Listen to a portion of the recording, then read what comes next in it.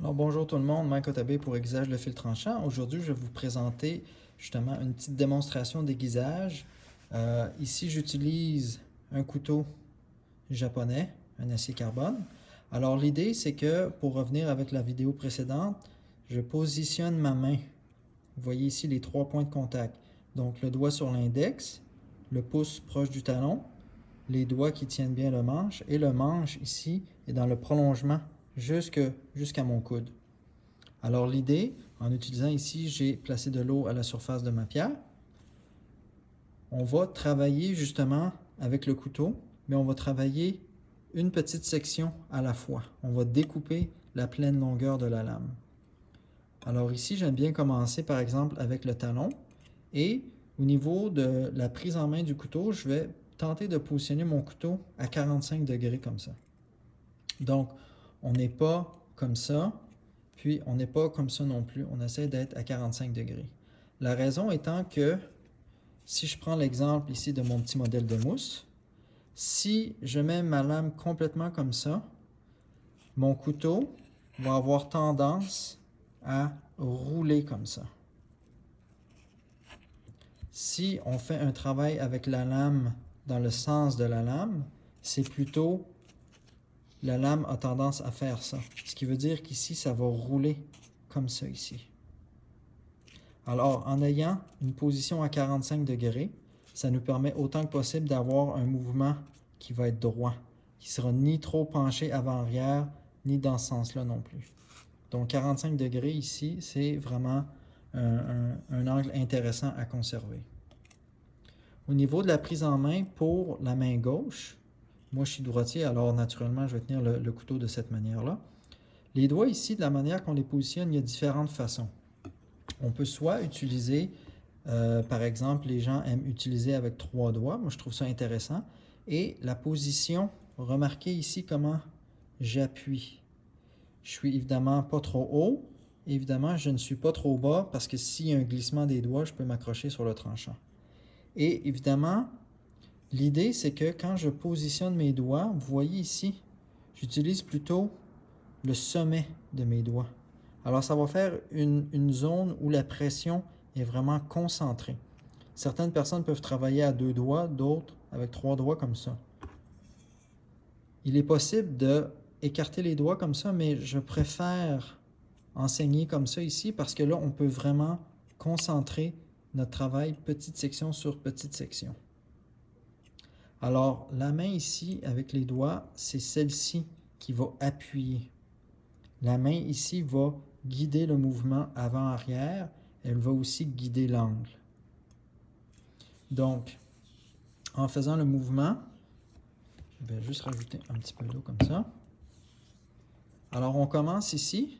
Je place mes doigts proches du talon et je vais faire un mouvement aller-retour. Quand je fais le mouvement, j'essaie vraiment de rester dans le prolongement de la pierre.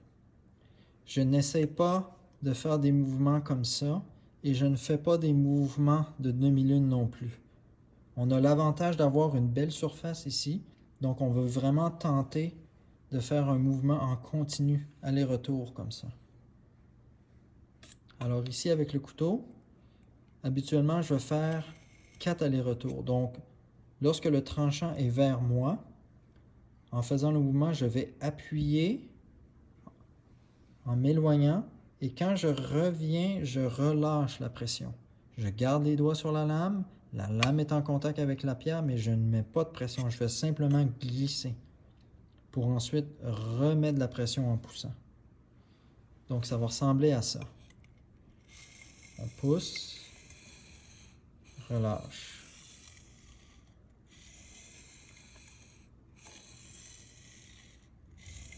Donc je vais faire 4 allers-retours. Et une fois complété, je vais bouger mes doigts pour faire une autre section. Là, ici, je me retrouve à être un peu plus dans le centre de la pierre.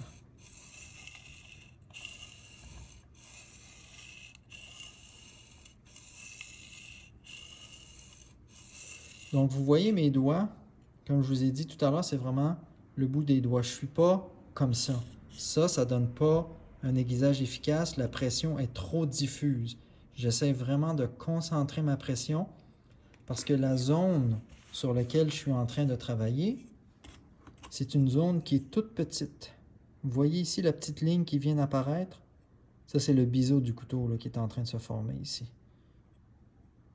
Donc, si je veux m'assurer d'avoir une bonne pression, je dois ramener mes doigts comme ça.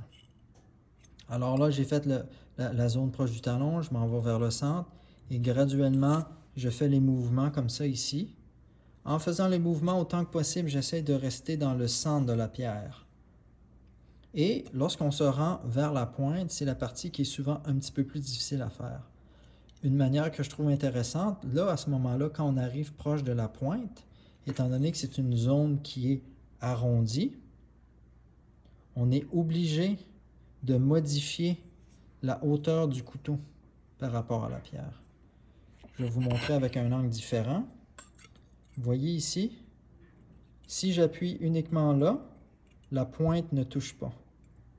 Si j'appuie au centre, la pointe ne touche pas, mais celle-ci va commencer à lever un tout petit peu. Ici, je monte complètement.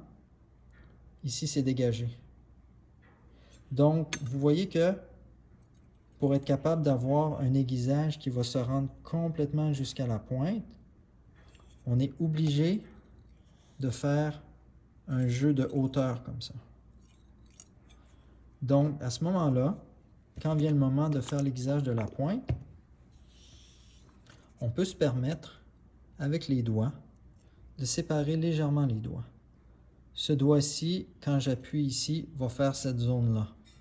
Le doigt ici, cette zone-là, et lui, ici.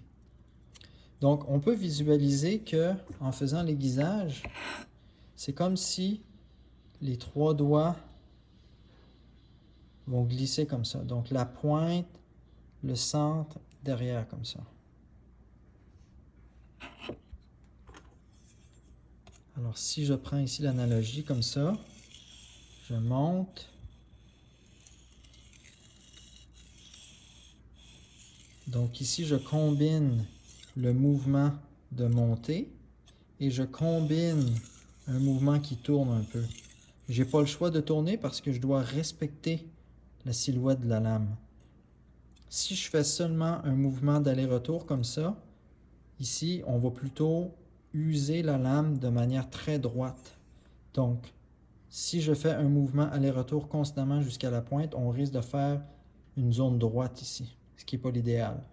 On veut vraiment respecter la forme du couteau qui est arrondie. Alors dans ce moment-là, je vais faire un mouvement arrondi comme ça. Et là, vous voyez, je pousse.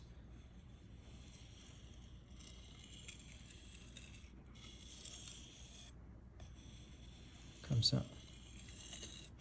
Donc, je garde les doigts sur la lame. Alors, en faisant ça, je suis parti du talon. J'ai fait 4 passages par section. Je me rends jusqu'à la pointe. En ayant fait un passage complet, à ce moment-là, je peux vérifier s'il y a du morphile qui apparaît sur la lame. Évidemment, vous voyez, je suis très prudent. Je ne vais jamais simplement comme ça parce que s'il y a un faux mouvement et que mon doigt bouge, il y a des risques que je me coupe. Alors, en ayant les doigts derrière sur le dos ici, je sais toujours où se trouve la lame. Alors, à ce moment-là, on essaie de vraiment bâtir un morphile qui va être constant en partant du talon pour s'en aller jusqu'à la pointe. Une fois qu'on a complété le travail, à ce moment-là, on va pouvoir passer de l'autre côté du côté B pour faire le démorphilage et ensuite l'aiguisage. Donc, c'est pour une autre vidéo. Merci et à plus tard.